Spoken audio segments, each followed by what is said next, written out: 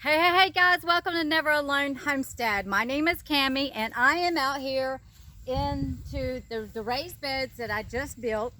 And I said in the past videos I had planned on putting potatoes in these beds. Well, I kind of changed my mind. I've changed my mind sometimes right in the midst of a project. And so I decided maybe to put carrots in this one since I think I already got the carrot seeds. At least I like to try to put some carrots in there for, I think in our area, which is in North Carolina, down in the south, probably I think it's around August. Now we're in the July 22nd. Actually guys, I had planned on having these in the ground a month ago. Oh, look at this chicken. Now I've been wanting them to come out here and dig around because I've got fertilizer in there, I got some chicken manure in there, I got topsoil in there, I got some good topsoil in there, and I've been waiting for these chickens hoping they'd come out here and just scratch it up for me. Now look at her. You see, got potatoes laying out there and she's like eyeballing them. I don't think so. Oh, what you got, a worm? Oh, good job. But anyways, shoot, go ahead. Oh, I'm not, come here. Shoo. Oh, I'm shoo and telling her to come here. That makes a whole lot of sense. She was squatting down for me to pick her up. Come here. Come here. Hey, I put the hoe down. Come here. Come here. Come here. Come here. Go on. Come here. Don't get in my garden. All right, guys. So anyways, she did squat down for me to pick her up. So anyways, I have already got fertilizer in here, topsoil, put some chicken manure in here. Now, the question rises up, it's the middle of July 22nd, you know, getting near the end, and will there be enough time to have potatoes to produce out of this? Plus, I got chicken manure in there. Now, chicken manure will burn, it needs time to season, it needs time to set. I've always been told a good year. I don't use a whole lot of chicken manure unless I was gonna put it in like maybe the end of the season, say I'm not gonna have no fall garden, and then it would sit there throughout the winter until spring planting. That always seems to work good if I was going to use chicken manure. So, but I decided since it's July 22nd, that possibility, these might not do anything. It's so hot here. This is new ground. I do have a lot of potatoes in here, and I kind of look at it like this. I have nothing to lose. I already had these potatoes. I didn't have to buy them. They have eyed out. They got little, where do you see the eyes, what we call the eyes, that's coming on the potatoes. And you see those are what we call eyes. And these have been seasoned, cut in quarters, and they've been sitting so that this right here would get tougher. And this is the 4th day. So they're less likely to rot into the ground, they say. Now, I've always, really be honest with you, cut them and go ahead and put them in the ground and never had a problem. But, you know, it's okay to try new things. So that's what I'm doing. I just went ahead and cut them, and knowing that I wouldn't even get them in the ground. So this is something new, and it, you know, hey, I had nothing to lose, and, you know, I went ahead, that pushed me to go today and say, I've got to get these in the ground. So, usually you have to plant the potatoes, these are white potatoes, 6 to 8 inches deep into the ground. Usually you'll dig some people do different ways. They dig like a valley, a row, dig down, deep down inside of it about you go down, you dig a little valley, and you're gonna have your potato eyes, your potatoes 6 to 8 inches deep, okay? And then you space them like 12 to 15 inches apart. Now, I've never really done that. I think you just you got to get your own groove. That's good ground so that the top of the plant could grow, but what you should be concerned with is the bottom. So since it's later into the season, I don't know if he's going to do anything. If I get a few potatoes, if I just get 1 potato per potato, it's been a harvest.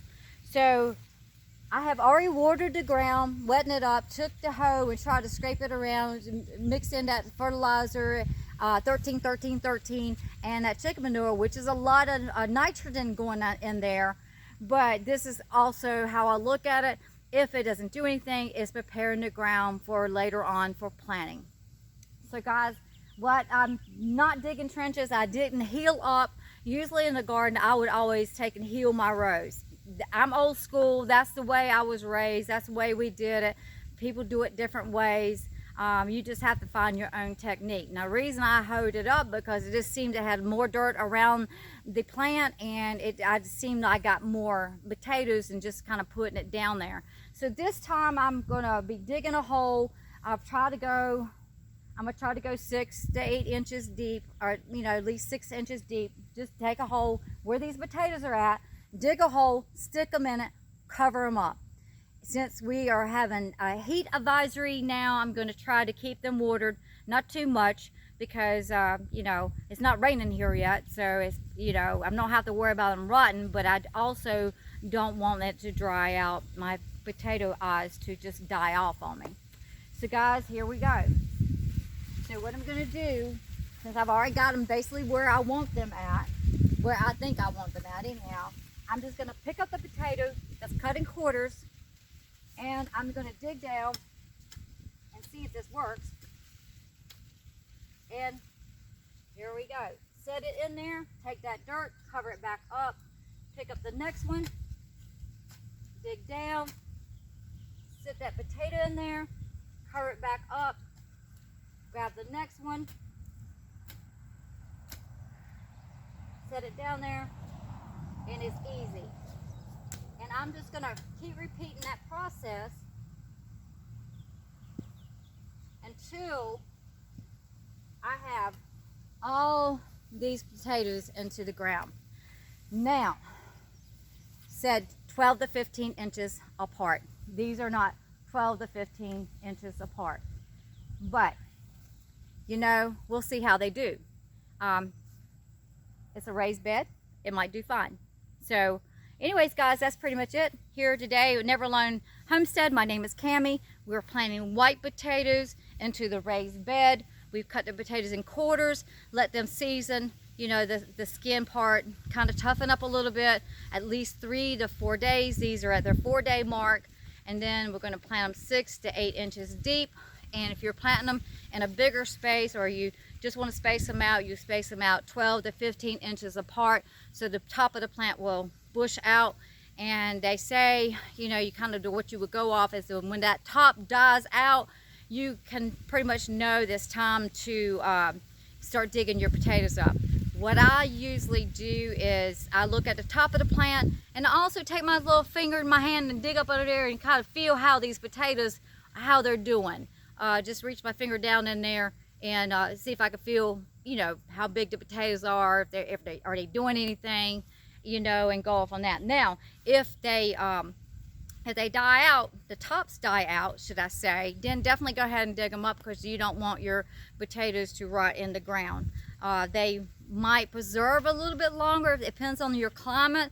They're still into the ground because the earth could be cooler and preserve them. But nevertheless, don't let them stay in the ground too long to rot. Now, time span. How long does it take for these potatoes to grow? Well, be honest with you, I didn't look it up. I forgot to look it up, but it is July. So here into the south, we can expect frost about the end of October, supposedly. I'm feeling like that we're going to have an early winter. I hope not, in a sense. I'm ready for it to cool down some because it's been so hot here, 95 plus into the shade. But I got some projects I want to do, but kind of feeling like the season's going to change. We might get some cooler weather sooner than we think. If not, that's fine too. But here into the south in North Carolina, we usually get frost most of the time on Halloween night.